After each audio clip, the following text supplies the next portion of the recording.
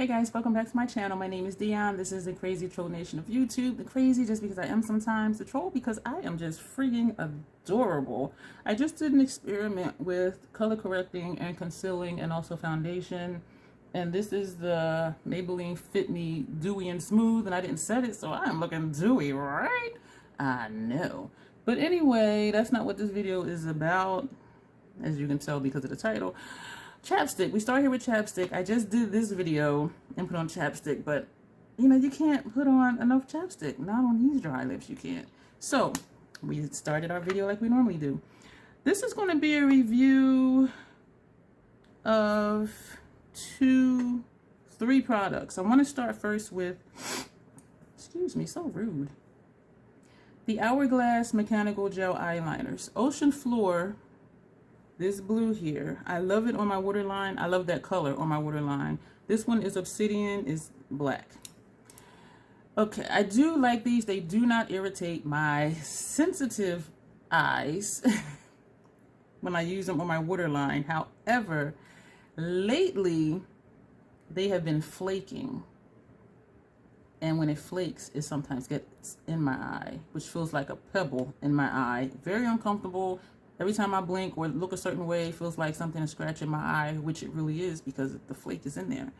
And even last time I used this one, when I was turning it up, a piece flaked off down here. And it was a fairly large flake. And I was thinking, oh my gosh, like what if that would have flaked off into my eye?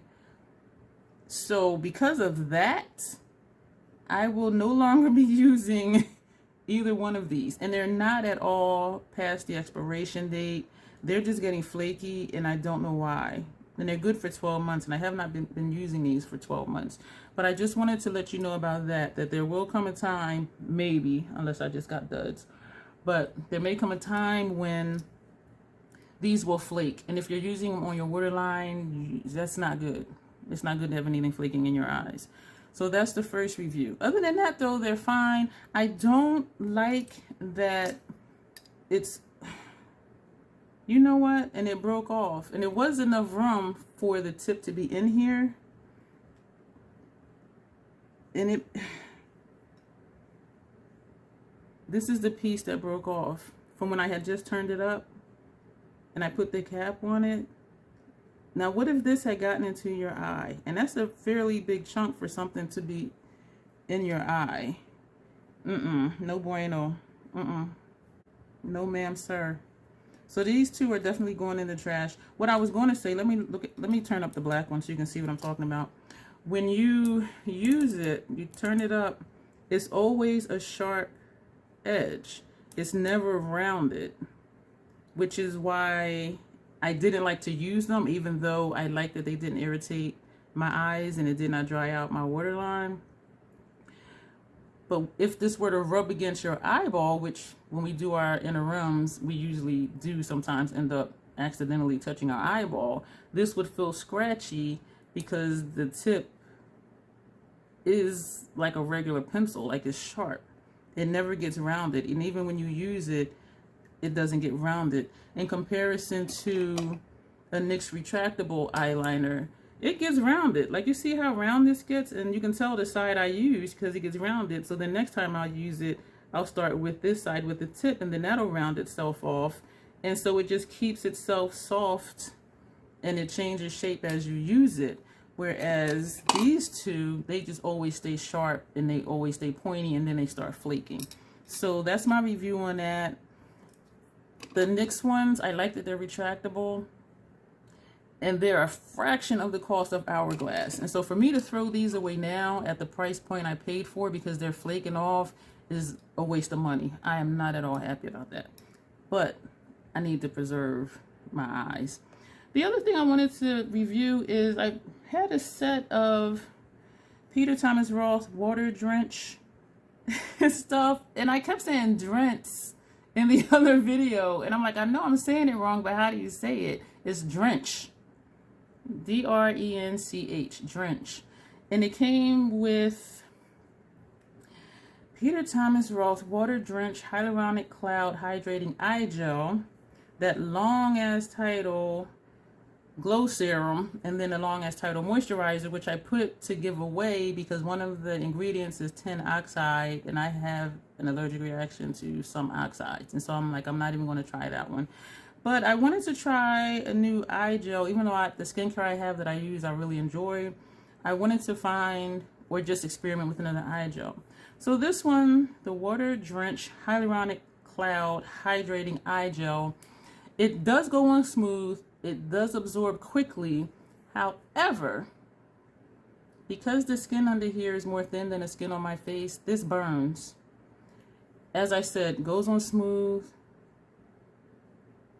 And it does hydrate. It did feel hydrating under here, but it burned. And because the skin is thinner under here, products go deeper than they would if I put something elsewhere on my face. And the burning would last about a good 40 minutes. And during that burning, my eyes would also tear. And I said, maybe, I don't know, something else, which I knew it wasn't, because I didn't do any other skincare. I just used this because I wanted to see what would happen. And that's what I do when I try new skincare. That'll be the only thing I put on my face because I want to see what it's going to do without being mixed in with other products.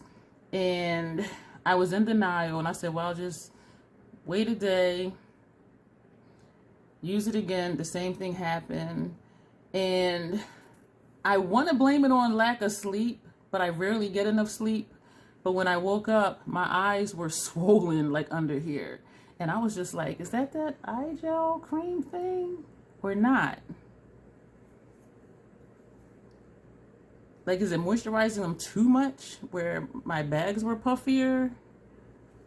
And no, I didn't use it today. So I'm back to my regular, you know, carry-on bag and double bag. But,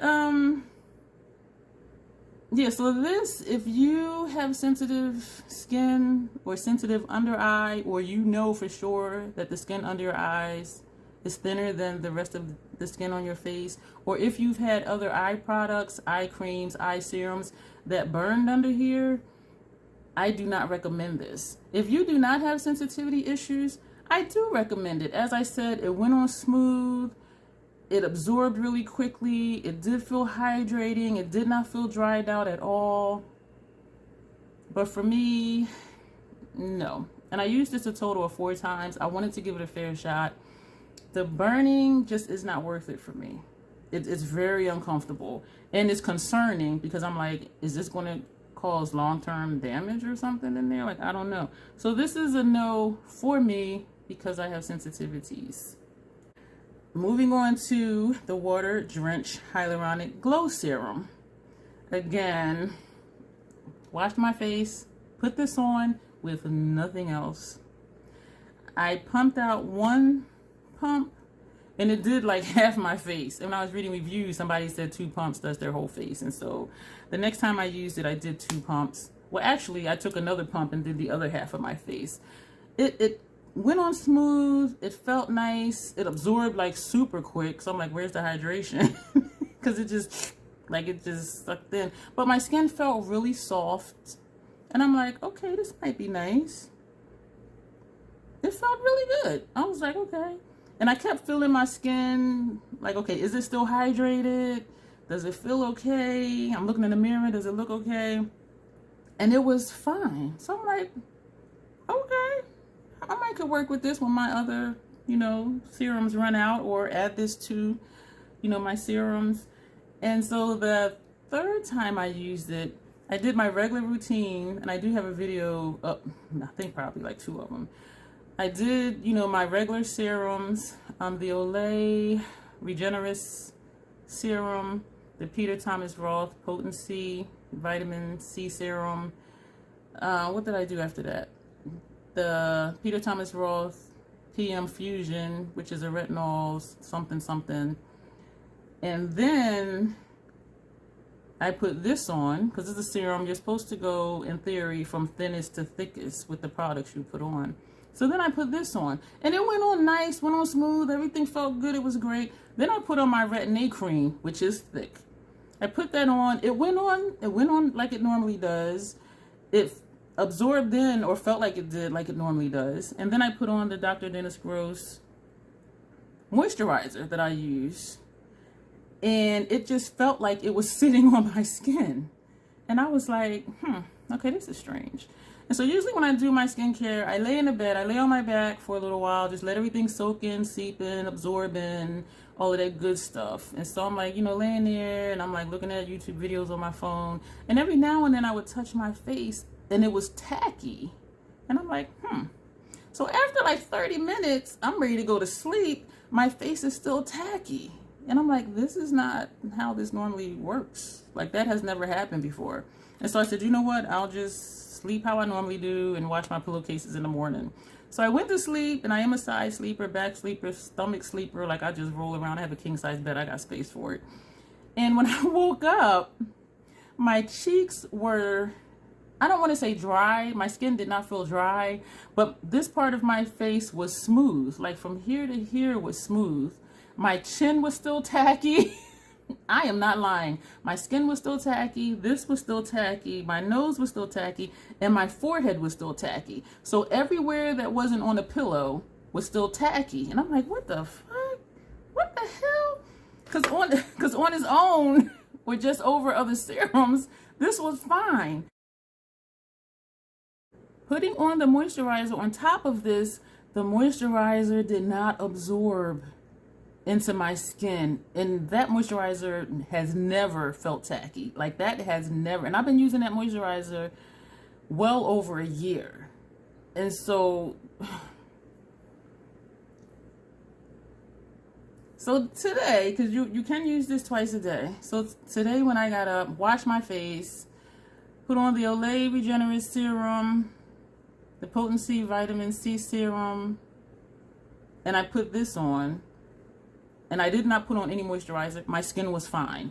And so I will continue to use this. I just will not use it at night when I put on moisturizer at night over top of the Retin-A. And so I don't know what the issue was with that. And it made me wonder how this would work under makeup.